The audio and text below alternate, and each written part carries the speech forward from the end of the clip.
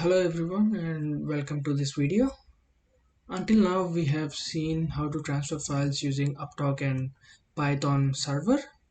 Now we will check out by hosting an FTP server from the Kali and transfer a file from Kali machine to Windows machine. So for this to happen we need to install VSFTPD, which is FTP server on the Kali. I have already installed it. If you haven't, you should just do apt install vsftpd. So if you do that, mine is already installed, so it will install for you. So after you install, you can just try to start the server using systemctl start vsftp.service. So once you start it, you can straight away go to Windows machine and open the file explorer, and in this you can type FTP like that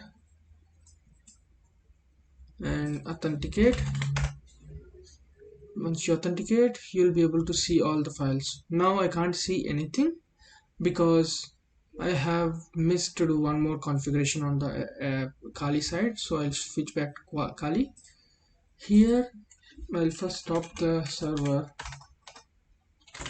stop, and you need to go to gedit etc vsftp configuration file, and here in order to upload files from Windows machine we need to enable this, right enable S.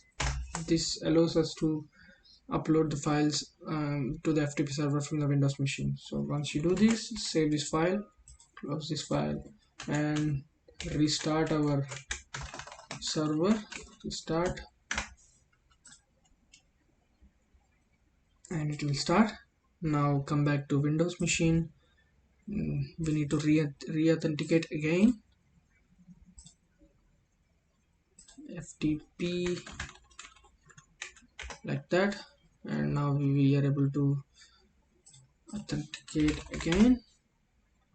And oh yeah, I can see here, I can see it here. So now what I'll do is I'll try to create a new file, text file, something, never mind. This is something really important, but never mind. This is the file. Save, full, paste, copy to desktop. I guess it is copied. Now I'll go back to Kali machine and I'll quickly go into the desktop and I'll try to see if there is, never mind, I missed never. Yep, so we do have nevermind file.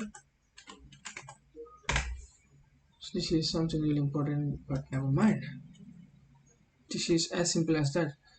So it's just installing vsftpd and starting the server, editing the config file, and restarting the server and authenticating from the Windows machine, and then uploading the file.